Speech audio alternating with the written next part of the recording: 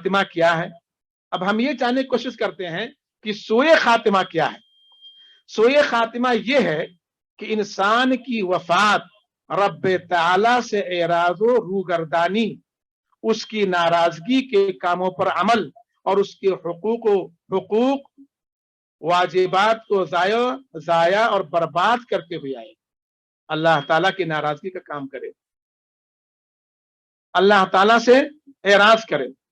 इसमें कोई शक नहीं कि यह बदतरीन खात्मा है जिससे तकवा शिआर बंदे डरते रहे हैं। हमें डरना चाहिए कि इस तरह का मामला हमारे साथ ना होने पाए और अपने रब के हुजूर इससे बचने की इल्तिजा करते रहे हैं।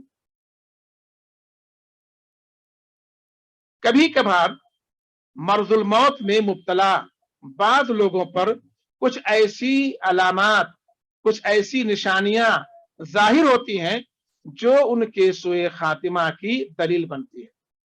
यानी ये सोए खातिमा की अलामतें हैं। वो दलील क्या है? जैसे कलमे शहादत यानी कलमे ला इलाहा इल्लल्लाह का जुबान से अदा ना होना और उसका इनकार करना, या जाकनी के वक्त सय्यात मुहर्रमात के मुतअल्लिक़ बातें करना और उनसे अपनी रग़बत और ताल्लुक जाहिर करना, और ऐसे अक़वाल व अफ़आल का सुदूर जो अल्लाह ताला के दीन से रूगर्दानी पर दलालत करते हैं। इसी तरह क़ज़ा इलाही के नुज़ूल पर नाराजगी का इजहार करना। देखा जाता है कि बहुत सारे लोगों को देखा गया है कि वो किसी दायमी बीमारी में मुब्तला हो गए तो कहते हैं अल्लाह मुझको उठा ले, अल्लाह मुझ पर मुझे मौत दे दे। ये सारी चीजें सूए खात्मा की अलामत है। हमें इससे बचना चाहिए। इस तरह की कोई बात अपनी जुबान से नहीं निकालनी चाहिए, बल्कि क़ज़ा इलाही पर हमें राजी बरजा होना चाहिए। अल्लाह ताला ने जो फैसला किया वो हमारे साथ हो रहा है।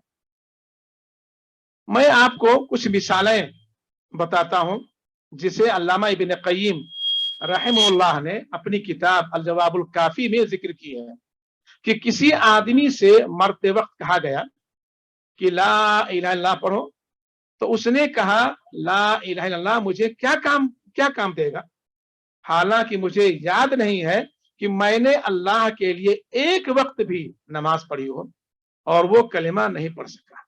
इसी तरह हाफिज इब्न हजर रहमहुल्लाह ने अपनी किताब जामिउल उलूम वल हिकम में एक आलिम यानी अब्दुल अजीज बिन रव्वाद से नकल फरमाया है।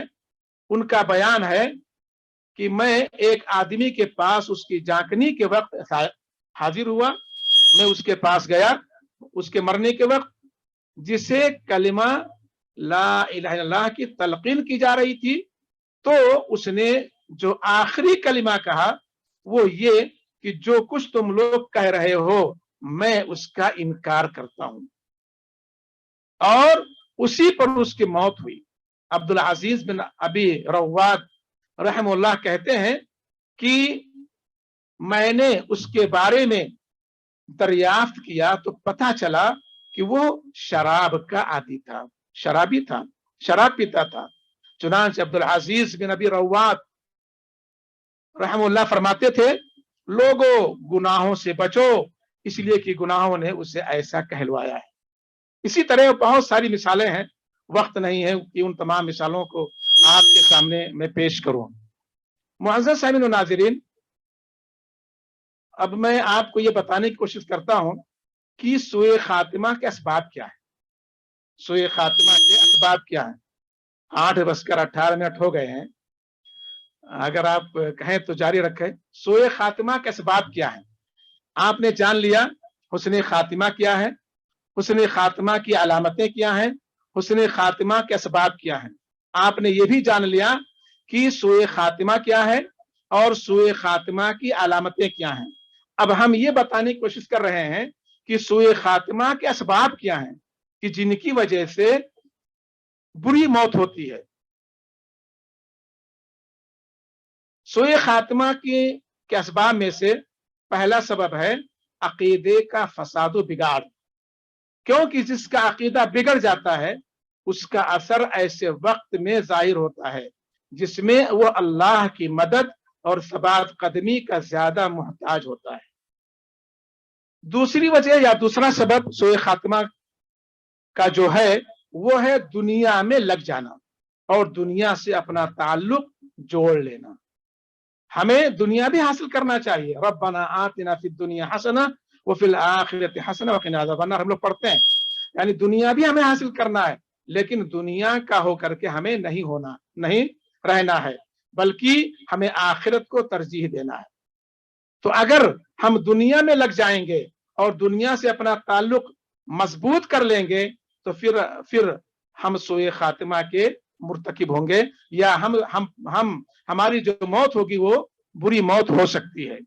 اسی طرح سے تیسری جو وجہ ہے یا سبب ہے سوء خاتمہ کی، وہ ہے استقامت سے ہٹنا اور خیر و ہدایت سے اعراض و روگردانی کرنا۔ چوتھی جو سبب ہے یا چوتھا جو سبب ہے، جو وجہ ہے، وہ ہے معصیتوں پر اصرار کرنا، معصیتوں نافرمانی پر اصرار کرنا، یعنی گناہ پہ گناہ کرتے جانا اور اس سے مانوس ہونا ہے، کیونکہ انسان جب اپنی مدت حیات میں کسی چیز سے مانوس ہو جاتا ہے اور اس کا عادی ہو جاتا ہے اور اس سے اپنا تعلق جوڑ لیتا ہے تو مرتے وقت اس کا خیال اسے آ جاتا ہے اور جاگنے کے عالم میں زیادہ تر اسی کو دہراتا ہے۔ حافظ ابن کثیر رحم اللہ فرماتے ہیں کہ آثام و معاصی اور خواہشات مرتے وقت انسان کو رسوا کر دیتے ہیں، نیز شیطان بھی اسے دھوکہ دیتا ہے۔ اس طرح ایمان کی کمزوری کے ساتھ شیطان کا دباؤ پڑتا ہے جو اس کے سوء خاتمہ کا سبب بنتا ہے۔ معزز سامعین و ناظرین، یہ آپ نے جان لیا کہ سوء خاتمہ کے اسباب کیا ہیں، اس کے وجوہات کیا ہیں کہ جن کی وجہ سے آدمی کی موت بری موت ہوا کرتی ہے۔ اس لیے ہمیں چاہیے کہ ہم اگر عقل مند اور ہوشیار ہیں تو اپنے دل کو محرمات کی وابستگی سے دور رکھیں، اپنے دل کو اللہ رب العالمین نے جن چیزوں کو حرام قرار دیا ہے ان سے ہم اپنے دل کو، ان دل کی وابستگی کو اس سے دور رکھیں اور اپنے دل، زبان اور اعضاء و جوارح کو ذکر الہی کا پابند بنائیں، چلتے پھرتے اٹھتے بیٹھتے سبحان اللہ، الحمدللہ، استغفر اللہ وغیرہ وغیرہ، نماز روزہ حج وغیرہ، ہم یہ سب سارے نیکی اور بھلائی کے کام کرتے رہیں اور جہاں بھی ہوں اللہ کی اطاعت پر محافظت کریں۔ اس لمحہ کے لیے اگر یہ لمحہ فوت ہو گیا اور اس وقت رسوائی ہوئی تو آدمی ہمیشہ کے لیے شقاوت و بدبختی سے دوچار ہوگا۔